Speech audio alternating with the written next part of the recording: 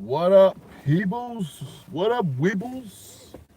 Um, it is a very rainy day here in the Bay Area, and I am not dropping off my kids today, so I'm gonna go to the cafe and do some creative focus.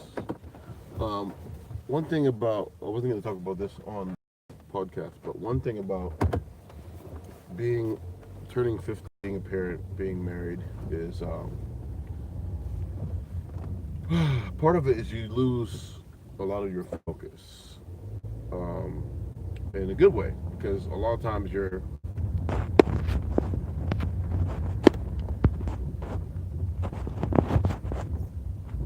we live. Oh, sorry, I was on my Wi-Fi, so that's why my phone went out. But I was talking about creativity. I was talking about the art of being a parent and a husband is it's about patience. It's about like doing what you need to do.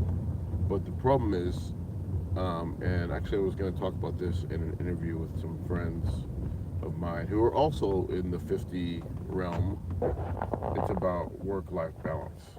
So, part of that whole struggle that we deal with when we become 50 years old is how do you, well, not even 50, but like in your 30s, because that's really the prime time when you start having kids is 30 to 40s, is how do you balance your work life and creative stuff, especially being an artist. And I know for some of you guys out there, some artists out there, you guys are managing, going on tours, or oh, my trunk is open. What the heck is that about? That's not good. Let me just check my trunk.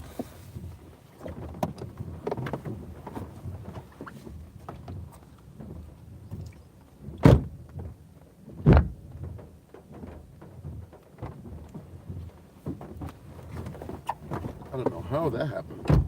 I'm driving along, see my trunk flap. Trunk is flapping open. All right, let me fix this little thing here. So yeah, so I think part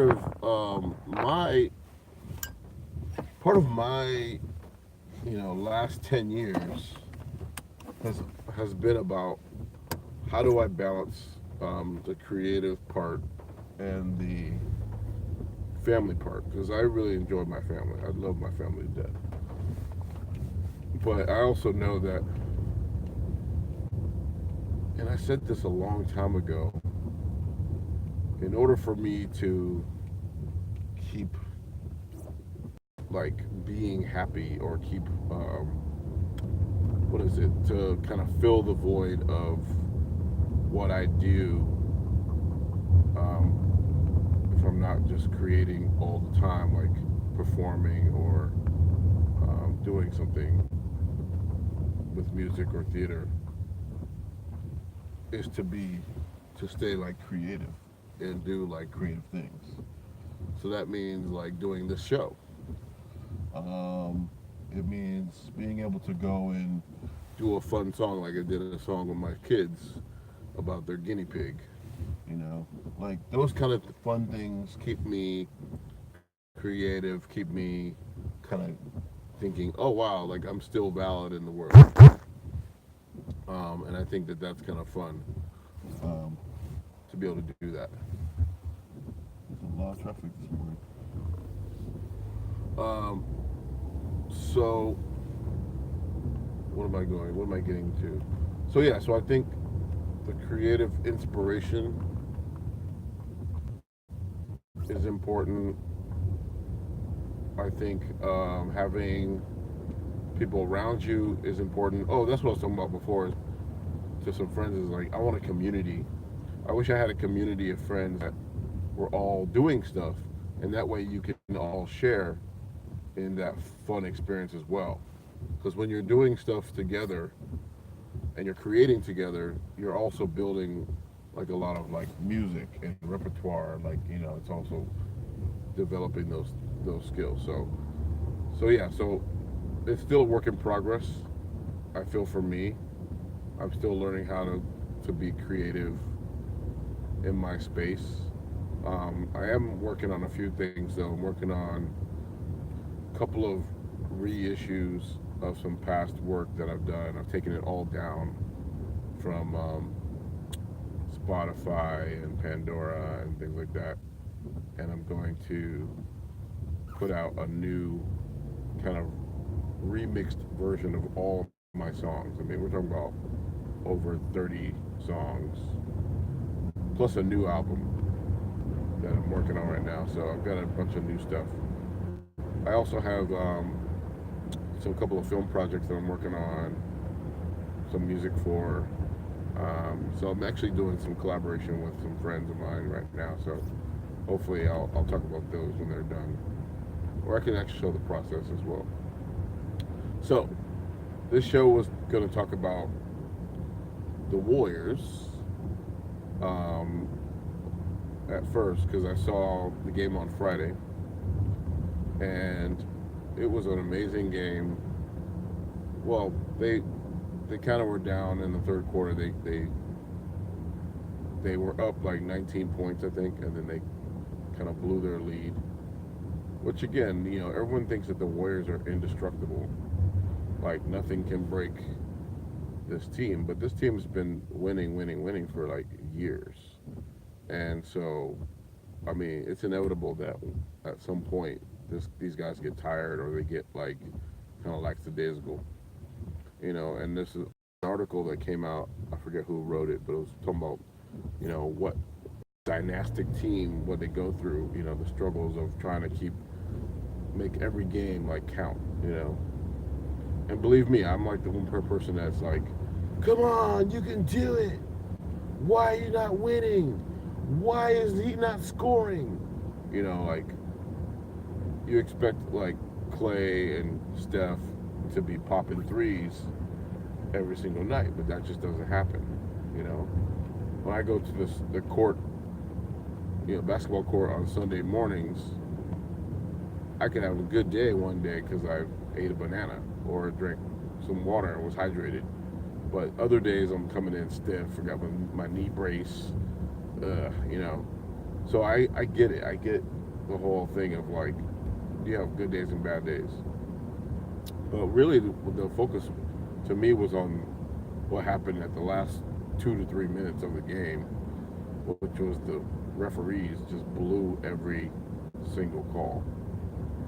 Um, and you would think that the Warriors would be as respected as LeBron James, James Harden, but man, those fools literally get a break every time they go up for the ball, you know.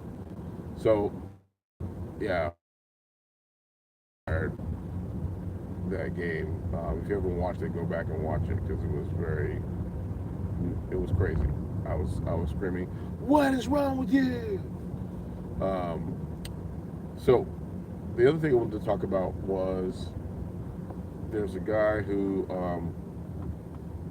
has been in the news. He got shot in front of his store. This guy Nipsey Hussle, up and coming rapper, entrepreneur, has been building businesses in his community in Los Angeles. Um, and I remember actually before the shooting, someone had told, there's a podcast I listened to called The Read. It's with Kid Fury. It's pretty good. It's pretty interesting. They talk about like kind of current topics and stuff. But they were saying how they saw this photo shoot in GQ with him and his woman, Laura London. And I remember going to the website and looking at the pictures and going, wow, this really is kind of like ghetto fabulous, like kind of very like amazing amazing shots, but done in a very kind of like hip hop way. And I remember going, wow, that's kind of cool. I really, I would do something like that. You know, if I was doing an album shoot or some kind of video shoot. And then when I heard about the shooting, it just hit me like who the guy was, and I had to go back to those shots again. And I looked at him yesterday, and I was like, man, that's the same guy. That's the guy that was like, you know, had a fiance and I think he has a couple of kids or whatever. But you just look at somebody's life like that, and you're like, man, like who's who's responsible for this tragedy? Because it is a tragedy on so many levels. It's a tragedy because I think about like the community and what he's done for that community. You know, if you think about our history here as black people, we have not had a history of building up our communities. Uh-oh, water flood above me. I thought it would get splashed.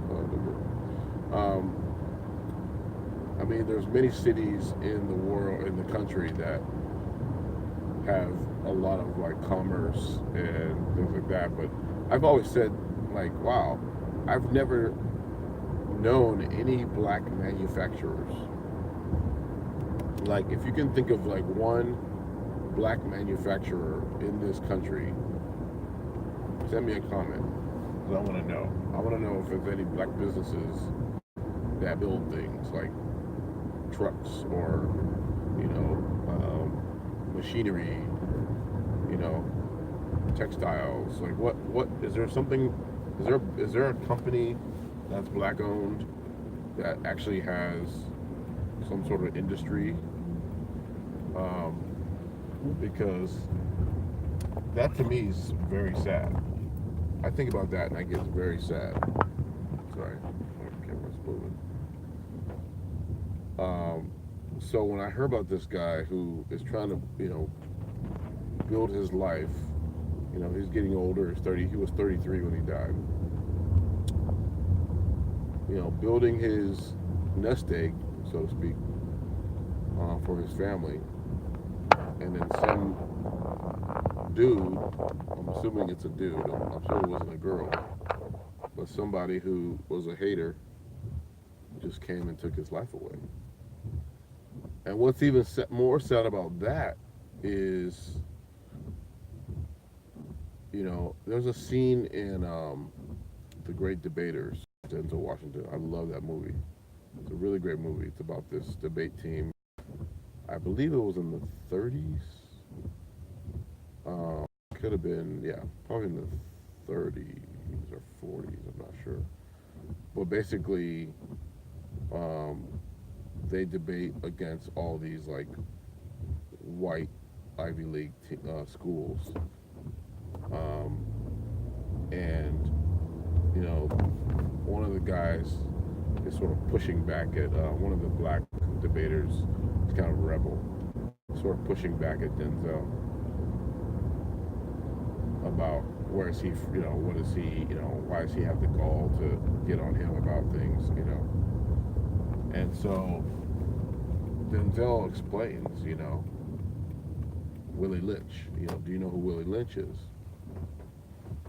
So Willie Lynch was this guy who was hired by the slave owners because there was a point where the slaves were sort of out of control. Like, they weren't listening to the slave owner, or they were just kind of like pushing back and kind of not rebelling yet, but they were kind of, yeah. I mean, I'm sure there was a little bit of rebelling, but there was a little bit of pushback from the slaves. And so Willie Lynch came in and basically instructed the slave owners to do certain tactics to emasculate the slave or to pacify the slave. And so, they would do crazy things like beat the man in front of his family, or kill, whatever, just crazy stuff. Look it up. It's a very interesting concept. But when I think about that, I think about all these Willie Lynches that are still amongst us. So what it does is psychologically to us as black people is it creates a form of self-hate. And I've dealt with that in my life. I've dealt with a lot of self-hate, you know, like being cautious around people of color of my own culture, And that's a really just not good feeling to have. That you can't like love your brother. And so when I think about this whole thing of like people coming up and being successful in the hood, we have a tendency to like be a little braggadocious about that. And not just braggadocious, but just like, yeah, I got cars, I got this, I got jewels, I got blah, blah, blah. I mean, why? Like, where does it come from? And I really feel like it's a sort of a form of Willie lynching. Like, we ultimately don't want us to have stuff. And when we get stuff, we tend to push back on the whole like, yeah, you wish you had this. I mean, it's conceptually, it's definitely a form of like self-hate, or just like, you know, I don't want you to have this. This is mine, kind of thing. Instead of we're building something together, we're creating community together. So I don't know how that's gonna change. I don't even know if it could ever change because it's so embedded in our culture. To someone was saying, crabs in a bucket. You know, when one person has a vision, we kind of want to pull them down, or cancel them out somehow. and that's a really sad piece as well. The fact that we don't think about helping each other, we think about pulling each other down. That's a very cultural phenomenon. So when I heard about this guy, this young man, Nipsey, just losing his life, trying to build out. I mean, he could have definitely moved out into the, Hollywood Hills, or, I don't want to say a better neighborhood, but a neighborhood that was safe spaces for someone of his caliber who's coming up in the community. He could have definitely just moved out and just been like, hey, what's up, Mr. Johnson? Hey, so and so. But no, he stayed in the community.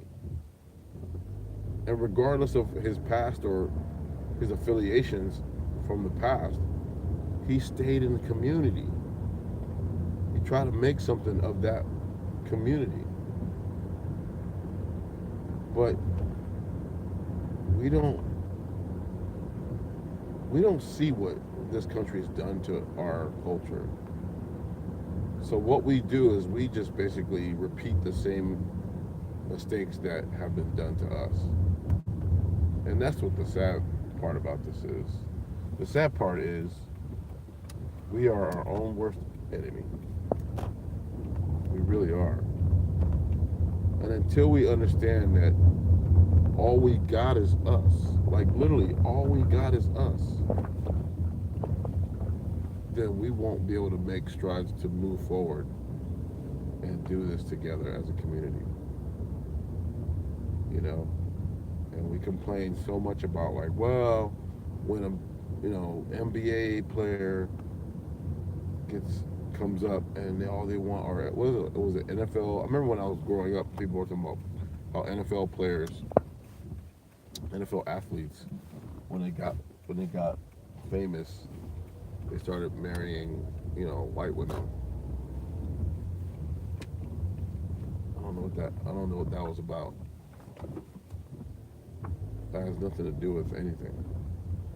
Yeah, you're successful. You're around successful things, and typically, majority of people who are in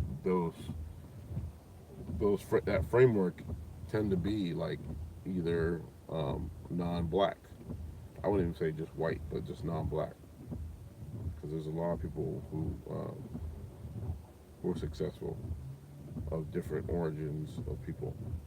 But once again, um, I'm sure if people stayed in their communities, they're going to deal with a whole mix of problems. And I feel like the biggest problem is us understanding, like, how do we deal with each other in a community, so that we're not hating on each other, but we're trying to uplift each other and create a community.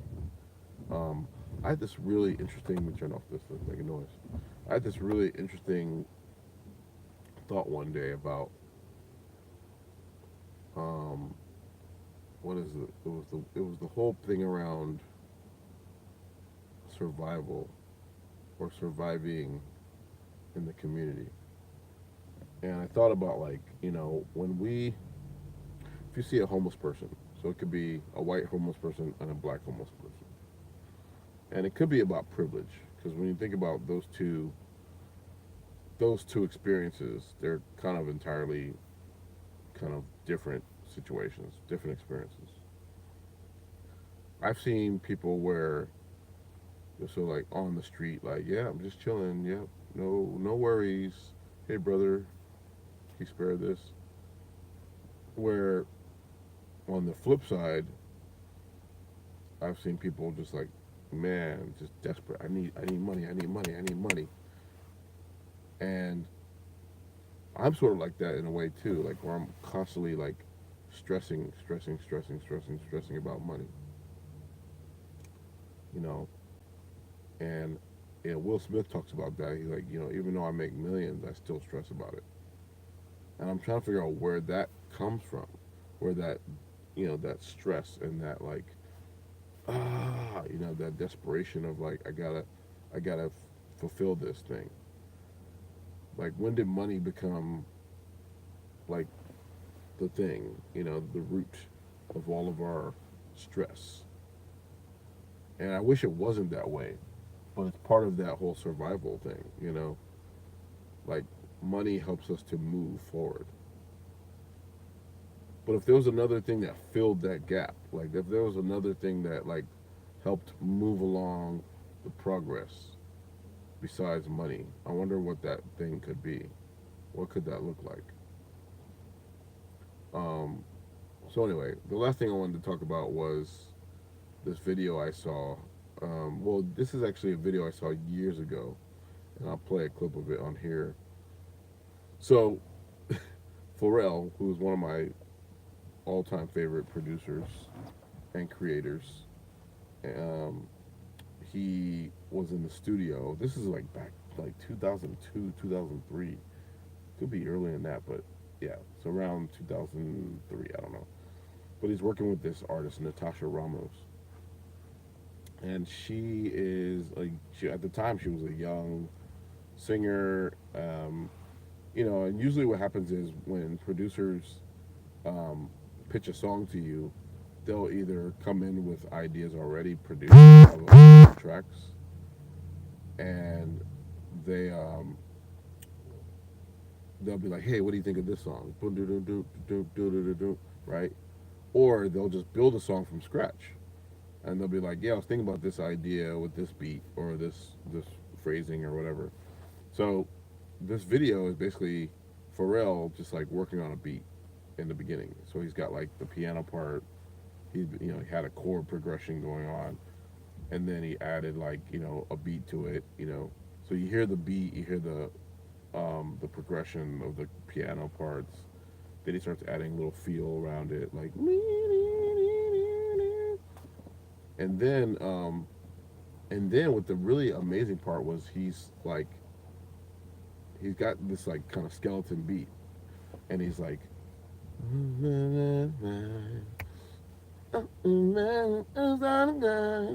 And usually with artists or writers and singers, they'll start just like coming up with the harmonics of the beat, or the what they call it, I forget the name of it, but they'll just sort of like start scatting around the groove, right? Sia does this, the writer Sia. She'll just be like, and all of a sudden those words come out and they become actual words. So so Pharrell is like doing this whole like up and down and down, and then finally he just like he hits it. He gets a line, and you just like so you see this whole process, and you're like, man, this is dope. Like he just created this whole concept. So what the funny part about this whole thing is, and I watched the video last night, and this is like 17-year-old video. This girl's probably like got kids and running a household now, but she's on the phone. She's kind of like she looks like that kid who's just like, and this is before like when phones were like, I mean, I guess the Apple phone was around, but this is like an older video, so I don't know what phone was out back then. Probably the iPhone. But she looks bored, so she's like, and this beat. Meanwhile, Pharrell's creating like an epic masterpiece, and you're just like, I remember like screaming at the video, going, "Why is she not involved? Come on, get involved, get in there." And at one point, the guy who's filming is like, "Get off your phone, come on, get involved, get off your phone." And she's like, "I'm talking to Ray Ray. I'm talking to so and so." She's like, "Forget him," or he's like, the guy's like, "Forget him." And so Pharrell finally, I mean, Pharrell's kind of cool because Pharrell's not even tripping. Pharrell's just like, I got this idea. He's like looking in the camera, vibing, and finally he goes to her and he goes, "Okay, I got it down. I got it." And he's like, "I hope you read every line of this message. In these troubled times, we gon' make it. In the midnight hour when you creep, you gon' be with me. You gon' be with me." It was really dope. I mean, he just came up with this whole concept in that whatever session. I think it was like maybe a 4 hour studio session. So it was really cool. I like it. So I'm gonna play parts of it on here. Hopefully, I don't get dinged for copyright, whatever thing. But if I'm not able to do it on the video, look up Pharrell working on beat, or Pharrell midnight hour, something like that, and you'll see the whole process. And like I said, this goes back so far, and people were like 5 months ago were like, I'm still mad after watching this girl just like, mm-hmm, well, she just looks so bored. So anyway, I appreciate you guys listening to my rant and raves, cranky old dude. Um, let's see. Oh, so before I go, so the book of gratitude I pulled out last time was to plan a date night, and so my wife and I are going to go see Us, and we're going to do a review together of the movie Us. So I know it's a little late. Everybody's been doing reviews already, but that's how it goes when you're married. So I'm going to pull the book of gratitude out before I go and see what the next one will be. All right, so the next one is write down 10 compliments for yourself. 10 compliments for yourself. So that'll be on the next show. 10 compliments for myself. I gotta think of them before I get back to you. So have a good day, guys. Hope